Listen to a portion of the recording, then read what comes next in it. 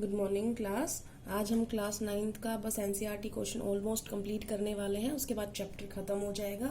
सभी बच्चों ने अपनी नोटबुक कंप्लीट करके दिखानी है। उसके बाद हम कल से सेकंड चैप्टर शुरू कर देंगे। तो अब बात कर रहे हैं हम जो बचे हुए एनसीईआरटी क्वेश्चंस हैं। तो हमने 5 क्वेश्चन कर लिए थे। हम 6th क्वेश्चन पे आते हैं।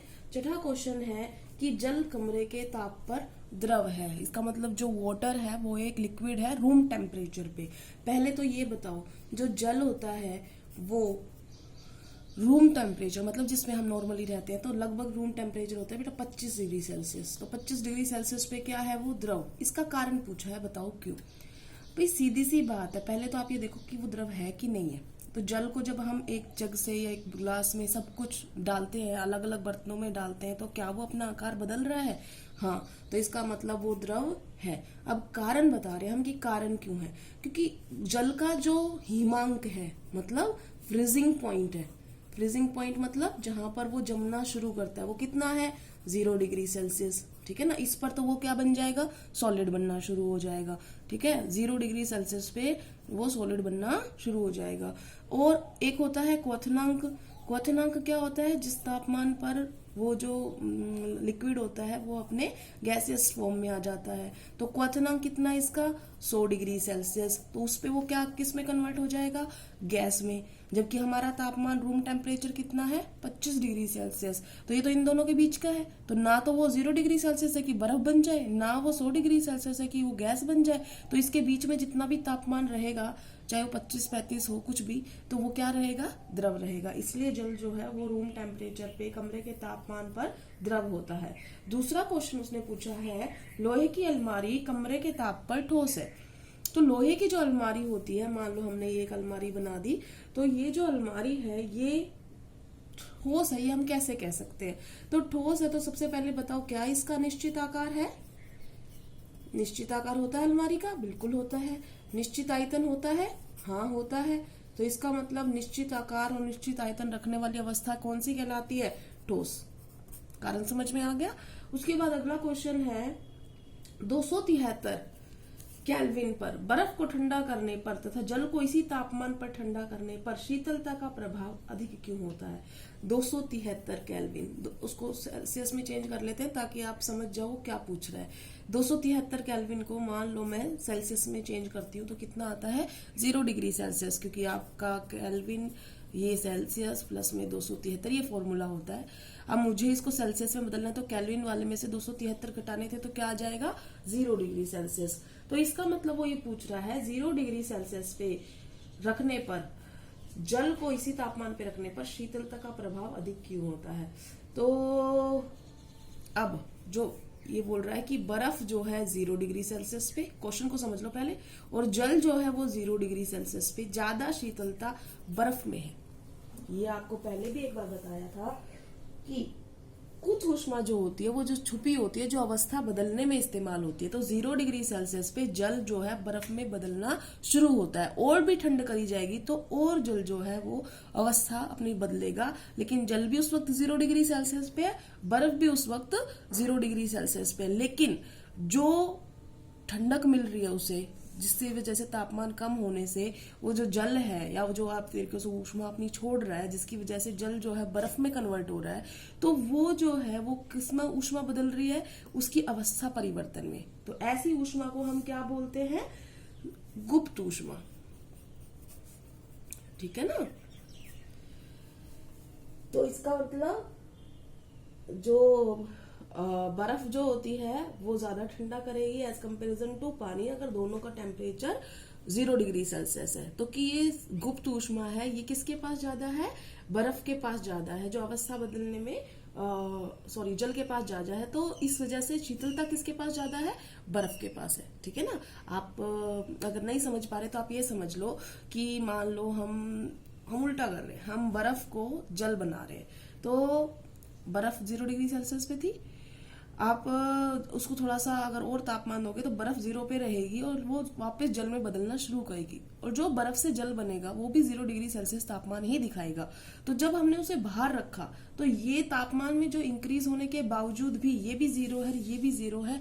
ये क्यों होता है?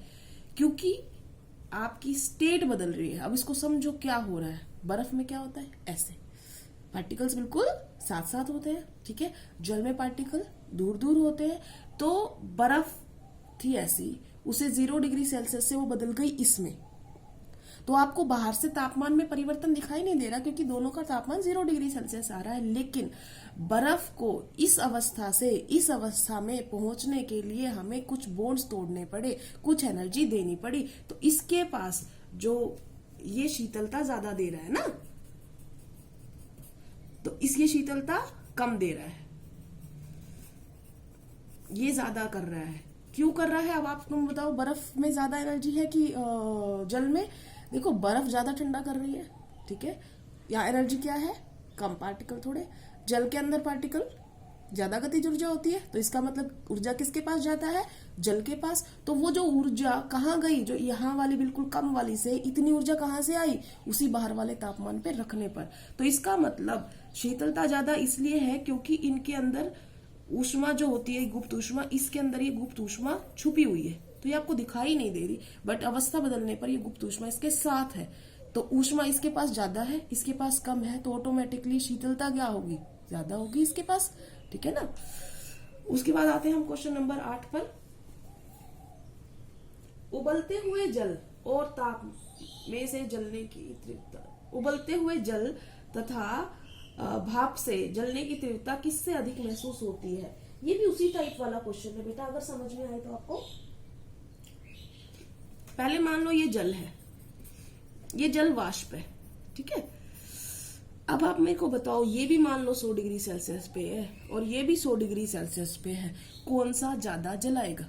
भाई ज्यादा वो जलाएगा जिसके पास तापमान ज्यादा होगा, मतलब ऊष्मा वाला तापमान बोल रही हूँ, ऊष्मा ज्यादा होगी वो जलाएगा।